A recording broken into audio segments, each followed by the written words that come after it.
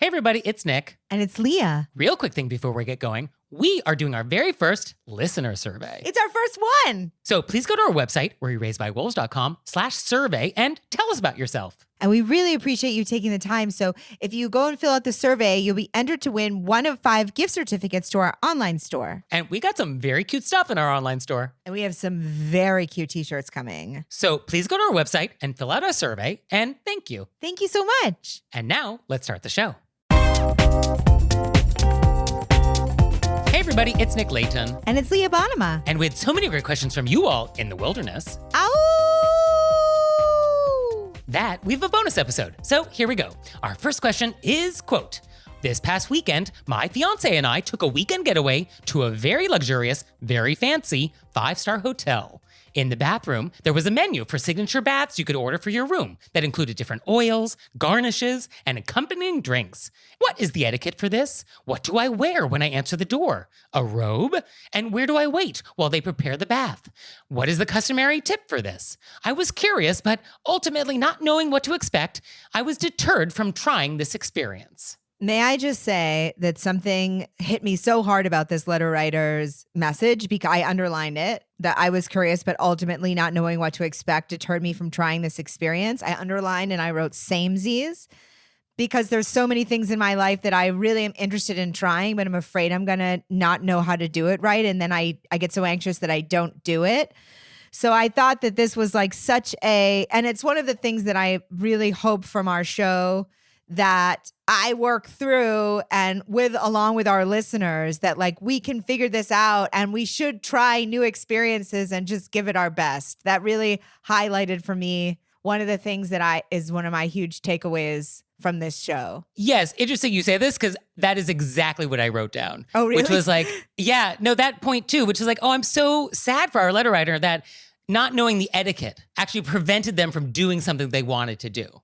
And I wonder, throughout all of our lives, how many other things are we just not doing because we are nervous or anxious or unsure how to proceed, so we just decide not to do it.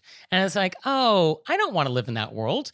I want to live in a world when everybody feels comfortable to do whatever it is they want to do, and nobody feels like they should deprive themselves because they're worried about not knowing what to do. And so I do hope, I agree, that our show does help people feel more confident to do anything they want to do. Eat escargot, have a fancy bath, like everything in between. Hopefully there's things in between baths and escargot. And honestly, it makes me want to cry a little bit when you say it because I'm reading this because even I think that if we haven't talked about the situation exactly, hopefully and this is myself included, somebody who's not done a lot of things because they were afraid of doing it wrong, that the big takeaway is if we just try in a nice way, it'll be fine. Yes, 9 times out of 10, at least doing it with the right intention is fine. Absolutely. So one way to try and come up with the right answer when we don't know what an etiquette rule is for a particular situation is to try and come up with something that's adjacent. So what situation is sort of nearby the bath here? And so one way to think about it is, okay, what other services come to your room? So room service, like that's kind of similar. So what are the rules for room service tipping? So maybe that's applicable. Or, some very fancy hotels have a butler that's sort of assigned to your room for your entire stay. And so maybe those rules apply. So I would kind of maybe point to one of those and to see, okay, is there information about the rules there that can apply to this? So for this, I would say room service tipping, I would maybe have the same rule there. Or if it's a butler situation, then we tip at the end for all the services provided, and we maybe wouldn't tip for this individual service. I also would feel comfortable calling down to the front desk and saying, hey, I love this bath service that you offer. I haven't tried this before. Mm-hmm. Does one tip in person or does one tip on the tab because sometimes you're just signing it. Right. Yeah. I mean, when in doubt, ask. Yeah. And often, you're going to get a very nebulous, non-committal answer from a hotel, which is like, oh, some people do whatever and some people don't. But maybe you'll get some clues in that conversation if they're not going to just be direct with you. But yeah, when in doubt, ask. I mean, that's usually a good etiquette answer. And I think I love what Nick was saying about something that's adjacent. I think a part of this is sort of like spa adjacent. And in a spa, you often have a robe on. I think it's fine if you have like a night, like if they have a robe in your room. I feel like they do. It's a 5-star hotel. Well, because what are your choices? You can be in full business attire, ball gown tiara. You can be in your bathing suit. You can be nude. I mean, like, I feel like robe is like the right answer. I think robe is the right way to go. Because also room service rules, like how would you want to answer the door for room service? And I feel like robe is allowed. So I feel like that would also apply here. Yeah, I feel good about robe. Mm-hmm. And then where to hang out while the bath is happening. I mean, I don't think we want to hang out in the bathroom. I feel like that's awkward. Because now, are we making small talk? Like, what is happening? It's a small space. So I feel like you probably have another room you can go to where the beds are. And I feel like hang out there while this is happening. Yeah, I always get nervous about that exact same thing. So I always like show people where they're going, even though they obviously know, and then say, let me know if you need me for anything. And then I just go in another room. Yeah. So I think do that. And thank you so much for sharing this question with us, because I think that feeling is a lot of people have that feeling of not knowing what to expect, causing you to not do something. And thank you for sharing with us. I just flashed on that theater thing in the bathtub. Did I ever tell you about this? Do you know about this? No. So I actually had an actor in my bathtub doing a whole show. You don't know about this? Is this real? This is real. Yeah. So there is this, I guess I did mention it. So there is this theater company in New York City. They're called Walk Up Arts, and they do really interesting theater. And one of the shows that they did was this show called End of the World Bar and Bathtub. And basically it took place in your bathtub, in your apartment, or my apartment as the case was. And the actor comes, and the idea is that the world is ending and the only safe space left is your bathtub. And so it's for you and one other person. And it's sort of interactive, and it takes place in your bathroom. And I gotta say, it was so great. It was so great. It was one of the best theatrical experiences I've ever had, because super interesting was the last time you actually had like amazing theater in your bathroom. And it was also, interestingly, the first time I've ever had a Twinkie, because eating a Twinkie was actually part of the show, long story. And this was the first time I actually ever ate a Twinkie, which was with a stranger in my bathtub. So there you go. Wow. It's so much to take in at the same time. I have so many questions. Like, how do they vet you? How do they know that they could send an actor to your house? So interestingly, there was another person that came with the actor who hung out in your living room the whole time just to make sure that you weren't a total crazy person. So there was some like safety available. And that person, I think, just like read on my couch while this was happening. And now, are you in the bathtub eating the Twinkie, or are they in the bathtub and then you're outside the bathtub eating the Twinkie? Not to give too much away, because I hope other people go see this show, but there is a conversation about whether or not you want to join in the bathtub, whether or not you want to be saved and who gets saved, should anybody be saved. And so the Twinkie sort of comes up as something that happens. And so it was something I tried, and I ate the Twinkie. And I'd never had a Twinkie before, so I thought, it's a night of firsts. I love this about you, Nick. I love a good theatrical experience. Actually, interestingly, sidebar, everybody, sorry. Another sidebar. The same writer wrote another show about baby Jessica. Remember baby Jessica? In the she well? was a baby that fell in a well. Of course yeah. I remember. It was... Oh. And that was before the internet, and we were all on it. Oh, glued to the TV. Yeah, will she make it? She made it. She made it. Oh, thank goodness. But this show is also in your apartment. And the idea is you go in your own closet, although in New York City, who can actually get inside their closet? Who actually has a closet? Right? Or you create a little blanket for it. And so that's what I did. And so I created a little blanket for it. And so I was baby Jessica, and I was in the well. And then you're on your cell phone and you're interacting with the actor in sort of this interactive play about being baby Jessica and how it felt and experience and like the whole story. And so super interesting. I'm not doing it justice. There was 3 acts to this play, and the second act blew my mind. And then the third act actually just came in the mail like 2 weeks ago, which was like totally unexpected and wonderful. So theatrical experiences. I really recommend getting outside of the box. My mind is so blown right now. Yeah. Walk Up Arts. Look them up. Sign up for their newsletter. Go see their shows. I will. Yeah, you should. So anyway, that's what I think of when I think of bathtub. I think of eating Twinkies with strangers. So, and now it's time for an intermezzo. Intermezzo. So this episode is brought to you by Uncommon Goods. And Uncommon Goods is here to make your holiday shopping stress-free by scouring the globe for the most remarkable and truly unique gifts for everyone on your list. Whether you're shopping for your Secret Santa or your entire family, Uncommon Goods knows exactly what they want. And what I really like is that when you shop at Uncommon Goods, you're supporting artists and small independent businesses. These fine products are often made in small batches, so shop now before they sell out this holiday season. And with every purchase you make at Uncommon Goods, they give back $1 to a nonprofit partner of your choice. They've donated more than $2.5 million to date. To get 15% off on your next gift, go to uncommongoods.com/wolves. That's uncommongoods.com/wolves for 15% off. Don't miss out on this limited time offer. Uncommon Goods. We're all out of the ordinary. And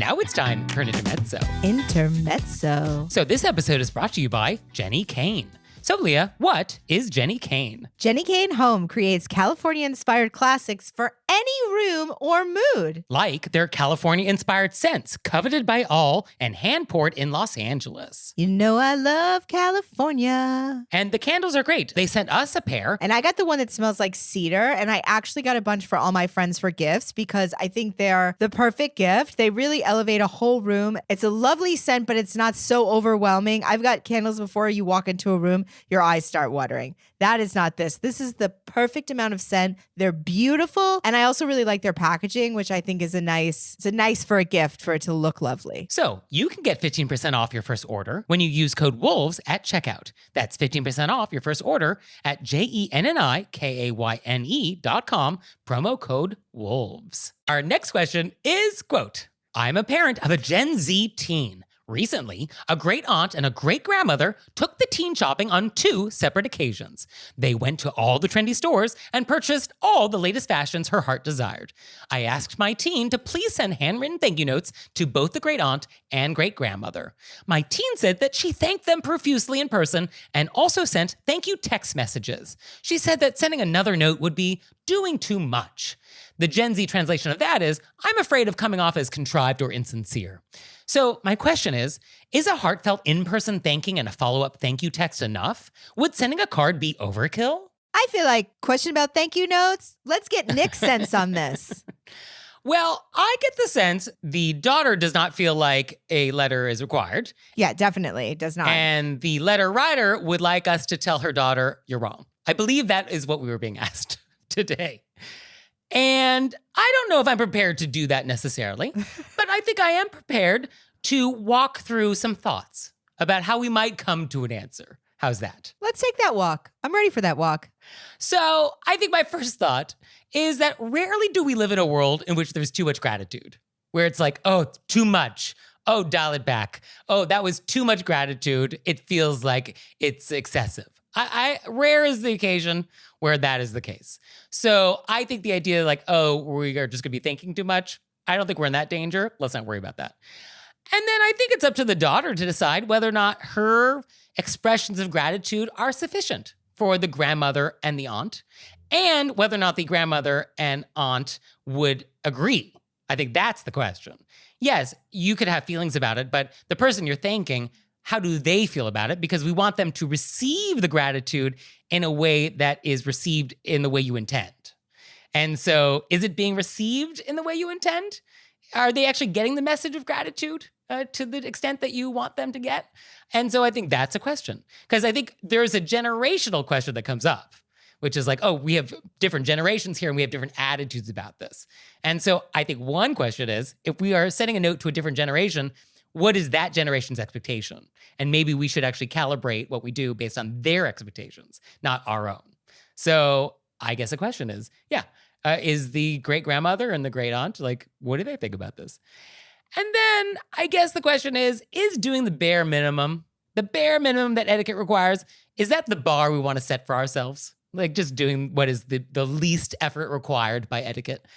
Sure, yeah, you could do the bare minimum, but I don't know if that's really how we want to live our lives. So I say to the daughter in this story, you do you. You do what you think is appropriate. But I think you might want to rethink it. I loved that walk. I feel like I'm on the exact same walk. Yeah. I definitely feel like as generations change, people say thank you differently. Sure, absolutely. I love how I think you said it so well, where it's like, if you're thanking a different generation, would it be nice to say thank you maybe more in their framework? Yes. I mean, I think you want to speak in the language that they're speaking. So whatever language that is, whatever language of gratitude they speak, you want to speak that language. And I definitely agree that there can never be too much gratitude. And just to highlight this happened this week. I was out with a friend. We're writing buddies. We were working on something. She got a message from somebody that we both know who produced a show, and I did one of their projects. I'm talking 8 years ago at least. And she messaged them back, "Oh, I'm here with Leah." And they said, "Leah Bonnema, she wrote me a thank you note 8 years ago for this project." Wow. And I just found it again in my office. They saved it. They saved it. Amazing. And I was like, wow. I mean, talk about. Yeah, these thank you notes, they seem like such an inconsequential thing, but the impact they have is really disproportionate to how much effort they are to write and send. And really, like, that person remembers you 8 years later, and they remember you fondly. I mean, how wonderful. And they still have the note. I was like, wow. Yeah. And I do think it's nice to point out that even before Were You Raised by Wolves, I was popping these notes out. Yeah. Oh, at the end of the day, Leah, you are a very thoughtful, polite person. I'm just trying to mold that clay into a vase. And I'm like, I will not be molded. Oh, well, we're going to spin you around. Yeah, we're going to get a clear glaze on that eventually. Don't you worry. Doubtful. So long story short, I think do whatever you think is appropriate. It's up to you to decide whether or not you've expressed gratitude sufficiently. I will say, if you want to just be selfish about it, if you want more shopping trips, I would send a handwritten thank you note, because you are more likely to get more of those out of these relatives than a text message. It also just really makes people feel good. That, and also you'll get more free stuff. So, it's kind of a win-win. Win-win. So our next question is, quote, "I have a funeral to attend next weekend, and I've never met the deceased or most of the family, but my husband is in a mentor-like position with the son of the deceased. So we were invited and will absolutely attend. The invitation specifies that the funeral will be, quote, beach attire. I'm at a total loss as to what to wear. What do you think could pass as beach attire that would also be respectful? It will also be cold and rainy next weekend." We're very sorry for the family's loss. Yes. And I think they're letting you know that it's beach attire, so you know that you may get dirty, and particularly shoes. That was my immediate response, that they think, hey, so you guys know we're going to be outside. Okay. Don't wear your finest, shiny black shoes and heels because you'll be sinking in. That was my immediate, I was thinking black raincoat. Interesting. I guess the question is this a dress code or is this a location? Like, is this beach attire but not at the beach? Or is this beach attire and we're doing some ceremony on the beach? So I think we need some clarification there. Oh, I didn't even think of that. I assumed it was on the beach, and that's why they're letting you know beach attire. Right. So I think we want to clarify that, because if it's just beach attire because of some reason in this person's history, then I think we want to clarify, I guess, what that means. Because beach can be San Francisco beaches are very different from Miami to south of France to Margaritaville. I mean, beach has a very wide spectrum. And so I guess we would want to clarify, are we actually at the beach, or is it just the beach vibe we're going for? Oh, that's such a great catch. Because if they were like a beach person and this is inside and you're just doing, it's like a celebration of life and everybody's wearing white roll-up pants, that's a totally different thing than you're on the beach. Make sure you have a rain jacket and shoes that don't sink in. So yeah, clarify that. Clarify if we can. But if we cannot clarify, and I just had to answer the question with the information provided, I guess I would say beachy fabrics and fits, but in muted colors. So linens and neutral colors and sort of muted, a little somber if possible. But I also think we're being told that it's cold and rainy. So we know that it's going to be cold and rainy outside on the beach. Because otherwise cold and rainy doesn't matter. Well, I still have to get to wherever I'm going. But yes, I think it is at the beach. I feel like this is something that's taking place on a beach. I would do a light rain jacket in a dark color. Yeah, I guess that's what we're doing. Black umbrella. Black umbrella. Okay, I guess that's the etiquette answer there. But I think from an etiquette perspective, it's whatever the invitation specifies is you should follow those instructions. And I guess when we don't know exactly what an instruction means, then I think it is a good idea just to clarify with the host. Because what you don't want to do is show up and be totally wrong. So our next question is, quote, "Is it socially acceptable to send holiday cards with a boyfriend or girlfriend when you are not married? I live far away from friends and family and would love to send out a photo holiday card, but I worry it's strange because my partner and I are not married.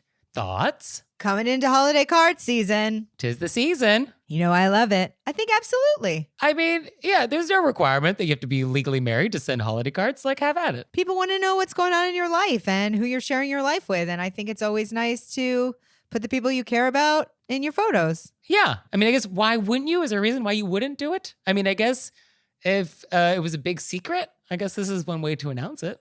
Is there any reason why we wouldn't do this? I think if anybody's sharing a large part of your life, it's great to put them on the holiday cards. Yeah. I mean, I think if you're together enough where you would do a photo card, if that's like a conversation you even have, like, oh, let's go to CVS and like make some photo cards. Yeah, I feel like you're at the point where like you could send photo cards. Right? I feel like that's the bar. What's the point when you're in a relationship where you're having a conversation about photo cards? Then I think you're there. I think the point of cards is you're sending them to people you care about to let... And to show that your life is better than theirs. Well, that's why Nick's sending cards. I think you're sending cards to show people what's going on in your life. And how good the year was. And I'm so sorry that our lives are going better than yours. No? That's I mean, Nick's really running cards in a different way. But in either of those circumstances, you would put your boyfriend or girlfriend... If you're having a significant relationship with somebody, they would of course want to go in your card because you're sharing that. And I don't see the downside of that. I think that's always a yes. Yeah. And I think if anybody's mad about receiving this card, well, then just take them off the list for next year. Yeah, I think definitely. And enjoy it. Have a fun holiday photo shoot. So our next question is, quote, how do you deal with a snoring friend? I'm at a lake house weekend and sharing a bedroom with two friends. Last night, one person, who I don't know super well, snored extremely loudly. I eventually got out of bed, touched his shoulder, told him he was snoring, and asked him to turn over. I tried to be very kind with my tone, but did I commit an etiquette crime? He hasn't mentioned it today. How do I handle it when he inevitably snores again tonight? I mean, you have to be able to sleep. I think that it's not rude to turn somebody over. Yeah, I mean, I think it's okay to do a little tap. A little tap is fine. And there's no judgment in this. Like, he's not snoring on purpose. You know, he's not trying to keep you up. Yeah, it's just like hey, how can we make this work? Like, I need to have, when I sleep, I mean the list. I need a sound machine. I need some kind of a fan, you know? So if I'm sharing a room with other people, it's just a conversation. Hey, I need this sound machine. If that bothers you, I can go sleep on the couch. It's just, there's no judgment in any of this. It's just, you're negotiating as adults on how we can all sleep well. Yes. And I think earplugs are always a good idea. I mean, I always have earplugs in my little toiletry kit. So I feel like everyone should have some earplugs because you never know. And I think you can also, if there's another room, you could also always go sneak out on the couch. Yeah, I would go to the couch tonight. Why risk it? As Nick said, it's not judgmental. It's not any kind of, you're just like, oh, I need like total quiet to sleep. Yeah, and chances are they probably don't even remember you doing this. They do not remember. They do not remember. You're in the clear. Yeah. But yeah, that's how I would handle it, is just be an adult about it and be polite and direct and non-judgmental and use a tone that's just value neutral. Or okay, you could put your face directly over their face, aggressively wake them up. Oh. So the first thing they see is your eyeballs staring into their face. Or you get a gorilla mask and put that on and then hover over them. And then go snore again and see what happens. Yeah, I think that's also a great option. But a lot of people snore and it's no big deal. We can all just be like, hey, let's figure out how to make this work for everybody. So our next question is, quote, what is the etiquette when receiving a canned good as a present, such as jam or canned veggies? Does the jar need to be returned? I feel very strongly about this, that jar is a part of the gift and you are welcome to keep it. Absolutely. Yes, it's not furoshiki. Call back. Yeah, I think it is definitely part of it. It's like a vase of flowers. Like it's part of the thing. I don't know if you know this about me, Nick, but I love drinking out of a jar. I feel like it really heightens the entire beverage experience. Like more so than a glass? Definitely. I like the way ice cubes jingle in a jar. I think the acoustics are different. It just feels very festive. Maybe you could throw on a ribbon, something to whatever upcoming holidays. You know, make it festive. Maybe I'll have a straw. Who knows? Oh, can't put a straw in a regular glass. Nope. It's not the same. I mean, isn't it? The depths of joy that I feel from a jar. It is amazing the low bar you have for what brings you delight. I mean, everyone should be so lucky. Yeah, no, it is really remarkable. Like, I mean, to have this wonder of a child, to see the world through your eyes. I mean, what a remarkable experience just to see whimsy around every corner. I mean, if you're whimsy is the perfect word because that is how I feel. Even just a tap water from a jar with the ice cubes, it just jingles so nice. Oh, wow. It feels like a great time. It's a great time. I mean, I envy you. I envy you, Leah Bonnema. Back to the question, though. I think canners would appreciate getting the jar back. So I think you could offer like, oh, do you want it back when I'm done? And I think 9 times out of 10, they'll probably say yes. And as a reminder, when we return containers, we return them what, Leah? Clean. Clean. Yes. Please don't return dirty jars. Like, don't do that. And return the ring and the lid, too. Don't just return the jar. Like, return the whole thing. But I think it's the gift to you. That's up to you if you want to keep the jar and maybe use it as a lovely beverage holder. Also known as a cup. Also, but I could also call it a BH. Thanks for the great BH. I love a beverage holder. You could also return it if you didn't want it and you know that they're canners. Either way, but I think it's your gift, your choice. So, do you have questions for us about canning or anything else? Let us know. You can let us know through our website, wereraisedbywolves.com, or you can leave us a voicemail or send us a text message to 267-CALL-RBW. And we'll see you next time. Bye. Bye.